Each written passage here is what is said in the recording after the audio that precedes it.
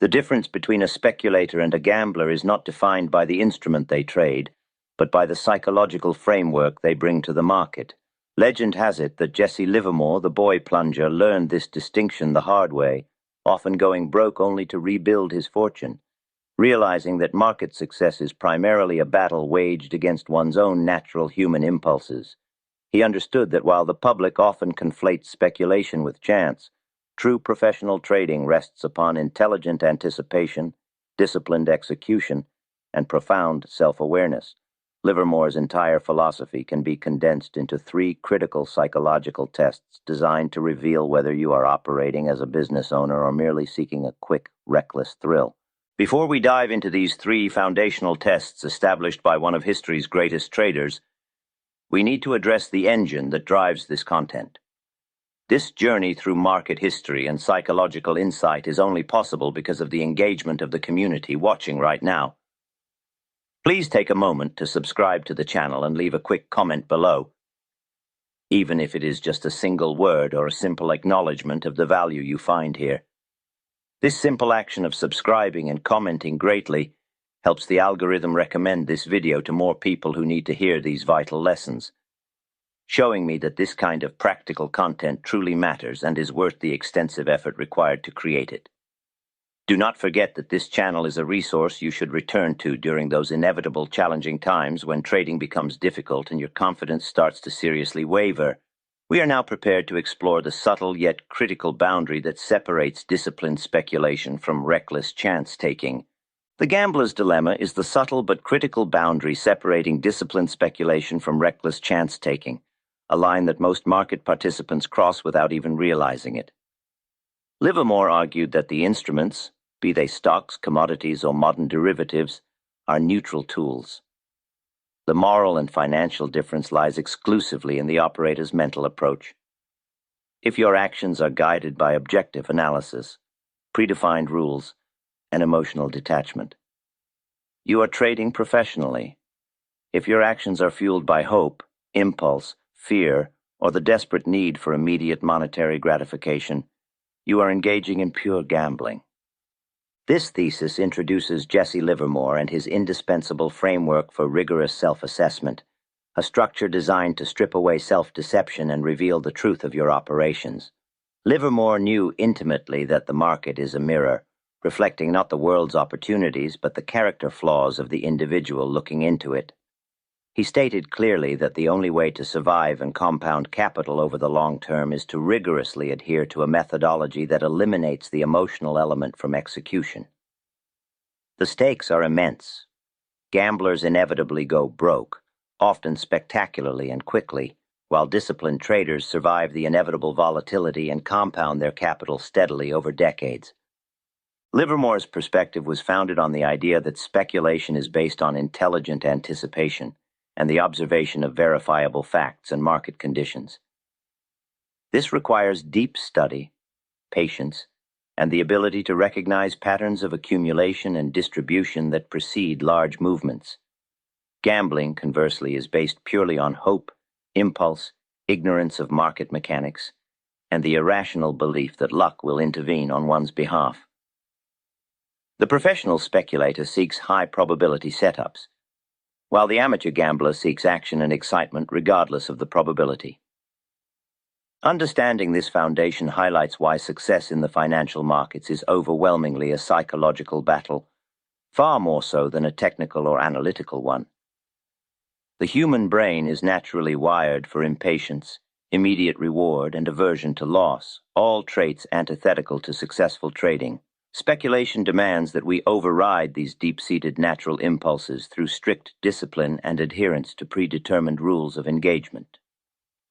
Livermore learned that the market does not care about your hopes or needs. It only rewards those who respect its structure and timing. We turn now to the first and perhaps most challenging of Livermore's psychological assessments, the test of patience and confirmation.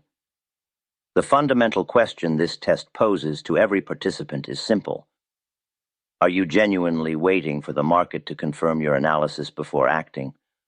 Or are you chasing movement out of an overwhelming, anxiety-inducing fear of missing out, commonly known as FOMO? The answer to this reveals whether you possess the necessary mental fortitude to be a professional. The trading mindset, defined by profound patience, understands that waiting is not a passive activity but an active, essential component of the trading process itself. A disciplined trader establishes a system, identifies the precise, predetermined entry point, often referred to as the line of least resistance, and then waits for the market price action to reach and validate that exact spot. They know that forcing a trade before the setup is complete is the fastest way to invite unnecessary risk and erode capital. Conversely, the gambling mindset is characterized by an almost pathological impatience and a compulsive need to be constantly active in the market. The gambler jumps into positions based on immediate excitement, a fleeting hunch, or the sudden overwhelming sight of a stock making a sharp move upward, fearful that they will be left behind. This action is driven by emotion, not by the systematic completion of a predefined trading setup. The gambler views sitting idle as wasted time, believing they must always be in motion to make money. The key indicator distinguishing the patient trader from the impulsive gambler is the demonstrated ability to sit idle for weeks, sometimes even months, until the perfect, high-probability setup finally materializes. Livermore famously stated that the big money is not made in the buying and selling, but in the sitting and waiting. This waiting period requires immense mental strength and the conviction that capital preservation is paramount until the conditions are unequivocally optimal. The professional trader recognizes that trading is not about constant action, but about capitalizing ruthlessly on rare, high-quality opportunities when they eventually appear. The gambler, lacking this inner discipline, constantly fiddles with small suboptimal trades, convincing themselves that they are practicing or staying sharp, when in reality they are merely feeding their compulsion for market action. This continuous activity results in high transaction costs, mental fatigue, and, most importantly, the erosion of focus needed to identify and execute the truly significant moves. The patient trader understands that the market must first do the work of confirming the trend before any capital is committed.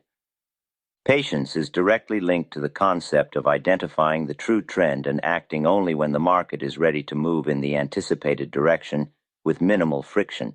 This requires a deep understanding of market cycles and the rhythm of accumulation and distribution phases. Livermore's great successes came from recognizing when a stock had completed its preparatory phase and was ready to launch into a major movement. This recognition demanded waiting for the critical breakout point. If you find yourself constantly checking your phone, feeling anxious whenever the market is moving without you, or entering trades simply because you feel you must be invested, you are likely failing the test of patience. This failure indicates that your psychology is geared toward immediate gratification and emotional response rather than objective, systematic analysis. The disciplined approach demands a cold, clinical separation between the initial analysis and the eventual execution. The disciplined trader views the period of waiting as an investment in risk management, knowing that every trade forced prematurely carries an exponentially higher risk of failure. They are comfortable with the idea that they might miss minor moves, focusing instead on capturing the major swings that follow a period of methodical preparation. This requires suppressing the ego's desire to be right immediately and embracing the humility required to let the market dictate the timing. The importance of recognizing these preparatory phases, the periods where smart money positions itself before the public catches on, cannot be overstated for those dedicated to disciplined speculation. Understanding how capital flows into an asset during accumulation and out during distribution provides the essential context for patient waiting. This methodology, focused on identifying the structural signatures of market professionals, is a cornerstone of systematic trading. If you are committed to moving beyond impulse and truly mastering the art of waiting for the market structure to confirm your analysis, you may benefit from exploring the rigorous framework developed by Richard Wyckoff. Wyckoff's methodology offers a profound, detailed understanding of market cycles, specifically analyzing the phases of accumulation and distribution that Jesse Livermore himself implicitly or explicitly recognized in his trading. This knowledge transforms waiting from a period of frustrating idleness into a time of critical observation and preparation, allowing you to identify the composite operator's handiwork and pinpoint high-probability entry points with far greater precision. Mastering these cycles is crucial for passing Livermore's test of patience, ensuring you only act when the line of least resistance is truly established. You can gain access to a dedicated channel focused entirely on the deep study of the Wyckoff trading methods, providing comprehensive analysis and practical breakdowns of these complex cycles. To take this step in your trading education and learn the specifics of market structure that underpin patient speculation, you can find the link to the Wyckoff Trading Methods channel in the description below. Now let us proceed to the second critical assessment. Psychological Test 2, the test of discipline and loss acceptance. This test asks a deeply uncomfortable question that strikes at the heart of human ego. Do you cut your losses quickly and dispassionately when the market proves you wrong? Or do you hold on to losing positions, often desperately, hoping that the market will somehow save you from your error? The answer determines your financial longevity. The trading mindset, characterized by iron discipline, views losses not as personal failures but as inevitable, fixed costs of doing business. The professional trader defines their maximum acceptable risk, the stop loss, before ever entering the position, treating this stop loss as an inviolable boundary. When the market price hits that predetermined level, the trader executes the exit without hesitation, emotion, or the slightest attempt to rationalize holding on. They understand that small, frequent losses are the price paid for access to the large, infrequent wins. The gambling mindset, tragically, views a loss as a profound personal insult, a direct challenge to their intelligence or judgment. The gambler refuses to sell a losing position, driven by the profound inability to admit error and the irrational hope that the price will miraculously return to their entry point. They allow the loss to grow excessively, turning what should have been a minor scratch into a financially debilitating wound. This refusal to accept reality is the hallmark of the market gambler. Livermore famously declared that the most important thing a trader can do is protect their capital, stating that if a stock does not act right, sell it immediately. The willingness to be wrong and the immediate, unemotional execution of a predetermined exit strategy is the definitive key indicator of a professional speculator. This requires a level of emotional detachment that separates the successful few from the bankrupt many. The trader sells based on the facts of the price action, not based on the internal, desperate plea of hope. Hope, in the context of trading, is not a virtue but a corrosive liability, acting as a direct psychological anchor that prevents the necessary execution of risk control. When a position moves against the trader, the gambler starts consulting their hopes, their biases, and their desperate financial needs rather than consulting the cold, hard reality of the ticking tape. This hope blinds them to the objective evidence that their initial thesis was fundamentally flawed or simply premature. The professional, however, operates under the assumption that they will be wrong frequently. Therefore, their entire system is designed around mitigating the damage from those inevitable errors. They understand that the market is always right, and arguing with it by holding a losing position is both futile and financially suicidal. Cutting a loss is a proactive act of capital preservation, ensuring that the resources remain available for the next higher probability opportunity. The psychological pain of realizing a loss is the primary barrier that prevents gamblers from adhering to stop losses. It is an admission of failure, an affront to the ego, and a direct contradiction of the internal narrative of guaranteed success.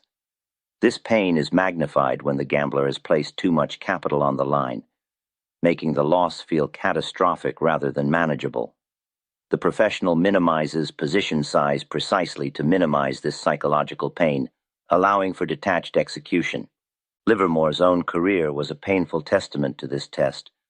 His biggest losses often stemmed from holding on too long, letting his ego or his belief in the position override the clear signal given by the market price. He learned that the moment you find yourself rationalizing why you should hold a losing trade for just a little longer, you've already transitioned from a speculator into a desperate gambler. The market offers no mercy to those paralyzed by indecision and hope. Consider the mechanics of the stop-loss. It is the point where the initial trade thesis is definitively invalidated by market action. For the trader, this invalidation is a clear, objective signal to retreat and reassess, allowing them to save the majority of their capital for a better fight later. For the gambler, this invalidation is merely a temporary dip, a challenge to overcome through stubborn resistance rather than tactical withdrawal. The gambler's inability to accept small losses stems from a fundamental misunderstanding of probability and risk. They approach trading with the expectation of near certainty, viewing any adverse movement as an anomaly that must be endured rather than a probabilistic outcome that must be managed. This flawed expectation leads to rigidity and the ultimate failure to adapt to the market's inherent uncertainty. Furthermore, the process of averaging down, buying more of a losing asset to lower the average cost, is a classic gambler's strategy, driven entirely by the desire to avoid realizing the initial loss. This practice exponentially increases the exposure to a position that has already proven itself incorrect, turning a small mistake into a potential portfolio disaster. The trader averages up, adding to winning positions. The gambler averages down, adding to losing positions. To pass Livermore's test of discipline, one must cultivate a mindset that is utterly indifferent to the outcome of any single trade. The focus must shift entirely to the integrity of the process and the systematic adherence to risk management rules. The goal is not to be right every time, but to ensure that when you are wrong, the cost is minimal and entirely predictable. This acceptance frees the mind from the emotional burden of potential loss. The disciplined speculator understands that a stop-loss is not a barrier to success, but the necessary protective mechanism that guarantees survival. It is the insurance policy against catastrophic error and the emotional fallout that paralyzes decision-making. Without an immediate automatic acceptance of the stop-loss, the operator is simply playing a game of chance with undefined, potentially infinite downside risk. This is the definition of financial recklessness. Therefore, the second test mandates absolute honesty regarding your willingness to be wrong and your capacity to execute the exit strategy the instant it is required. If your finger freezes over the sell button, if you move your stop-loss further away, or if you turn a day trade into a long-term investment simply because it is losing money, you are unequivocally failing this critical psychological examination. True discipline is defined by the actions taken when the trade is moving against you. We now turn our attention to the third and final psychological assessment, which concerns the integrity of decision-making. Psychological Test 3, the test of objectivity and emotional detachment. The probing question here is whether your position sizes and trading decisions are based on objective, quantifiable capital management rules, or whether they are dictated by powerful internal forces like greed, ego, or the desperate desire for immediate financial recovery. The trading mindset, rooted in unwavering objectivity, adheres strictly to systematic money management rules that are applied universally across all setups. The professional never risks more than a small predetermined percentage of their total trading capital, often between 1 and 2%, on any single trade, regardless of how promising the setup appears. Their decisions are based solely on the market's current reality and the calculated risk-reward ratio, never on how much money they personally feel they need to make. The gambling mindset, driven by ego and overwhelming greed, trades oversized positions in a reckless attempt to maximize immediate gains, believing that they have special insight or control. Furthermore, the gambler often engages in revenge trading, attempting to get even after a loss by immediately taking another, even larger position. These decisions are driven entirely by internal emotional states, fear, anger, or euphoria, rather than external rational market facts and capital preservation rules. The key indicator of objectivity is the consistent and emotionless application of a strict risk percentage rule, maintaining the same disciplined risk profile, whether the preceding trade resulted in a massive win or a crushing loss. The professional treats the market like a calculated business, where risk exposure is fixed and non-negotiable, ensuring that no single event can threaten the viability of the entire operation. This consistency is the bedrock of long-term survival. When greed takes over, the gambler violates their own rules, increasing their position size dramatically after a string of wins, believing they are invincible and entitled to greater returns. This behavioral shift, driven by euphoria, sets them up for catastrophic failure when the inevitable loss occurs, as the oversized position wipes out weeks or months of diligent work. Livermore warned that after making a significant sum, the greatest danger is believing that you have mastered the market itself. Similarly, the ego compels the gambler to seek revenge, often immediately after suffering a painful loss. Revenge trading is the irrational attempt to recover the lost capital instantly, typically involving doubling or tripling the position size to regain the previous balance in one swift movement. This act is purely emotional and violates every principle of sound risk management, transforming a manageable setback into an existential threat to the trading account. The objective trader understands that the size of the position must be dictated by the distance to the stop loss and the predetermined maximum risk percentage, not by the desire for profit. If the stop is far away, the position size must be small. If the stop is close, the size can be larger, but the absolute dollar risk remains constant. This mathematical approach removes the psychological pressure associated with exposure. Livermore learned that one must never let a trade turn into an act of desperation or a contest of wills against the market. Once emotions, be they excitement, fear, or anger, begin to dictate position sizing, the operator has ceased trading and started gambling. True detachment means accepting that the market owes you nothing and that your job is merely to react intelligently to the probabilities presented. The gambler confuses confidence with certainty, leading them to over-leverage when they feel most assured of success. They view proper risk management, such as the 2% rule, as conservative and unnecessary, believing it slows down the rate of profit accumulation. This willingness to gamble the entire account on a single high-conviction idea is the clearest sign of an inflated ego and a complete lack of professional detachment. Objectivity also demands the trader to assess the market based on its current facts, ignoring personal biases or previous commitments. If a stock you own fundamentally changes its behavior or the overall market environment shifts, the objective trader adapts immediately, even if it means admitting that the initial investment thesis is no longer valid. The gambler clings to the old narrative, hoping the facts will eventually align with their desires. The consistent application of money management rules acts as a psychological buffer, protecting the trader from the destructive consequences of their own internal biases. By predefining the acceptable loss, the trader limits the emotional impact of being wrong, ensuring that they remain mentally capable of making rational decisions for the subsequent trades. This systematic approach is the ultimate defense against the market's psychological traps.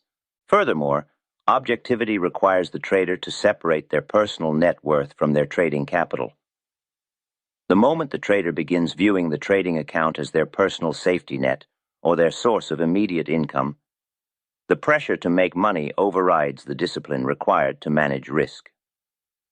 This pressure inevitably leads to oversized positions and the catastrophic failure of Test 3.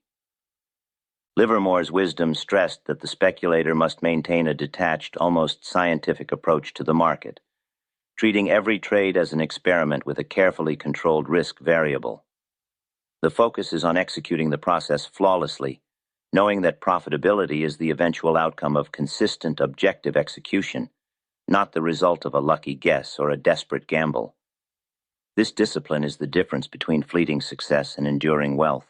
In summary, the test of objectivity ensures that the trader's decisions are proportional to their capital and derived from cold mathematical calculation, rather than being inflated by ego or deflated by fear.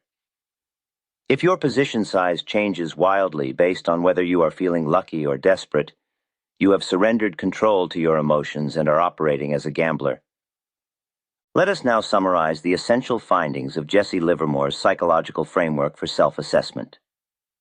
We have reviewed the 3 pillars that distinguish professional trading from reckless gambling. Patience, the discipline to wait for confirmation. Loss acceptance, the capacity to cut losses quickly and dispassionately. And objectivity, the commitment to strict money management regardless of emotional state. These 3 tests form a comprehensive psychological audit. The verdict, according to Livermore's enduring legacy, is stark and unambiguous.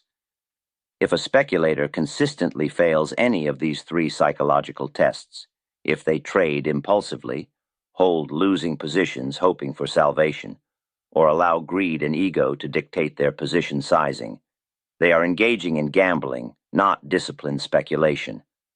The market will eventually and ruthlessly expose these psychological vulnerabilities, leading inevitably to financial ruin.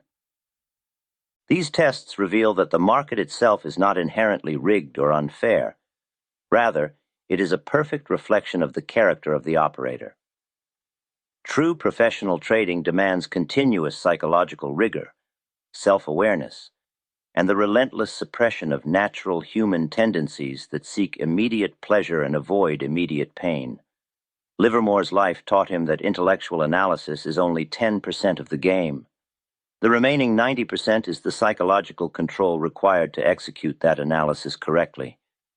The greatest challenge in trading is not predicting the market, which is impossible, but predicting and controlling oneself, which is difficult but necessary. By consistently applying these 3 psychological tests, the aspiring professional can identify their weaknesses, correct their behavior, and transition from being a market gambler to a disciplined, systematic speculator. The market is always open to those who approach it with humility, patience, and rigorous discipline. Jesse Livermore's journey, marked by spectacular wins and devastating bankruptcies, provided the raw material for the classic text that immortalized his strategies and psychological insights. If you seek the deepest analysis of the psychology and market strategies that governed Livermore's operations, a resource that transforms his historical experiences into practical, actionable lessons for the modern participant, is invaluable. This classic work, detailing the profound wisdom gleaned from a life spent mastering the tape, remains the most important book ever written on market speculation.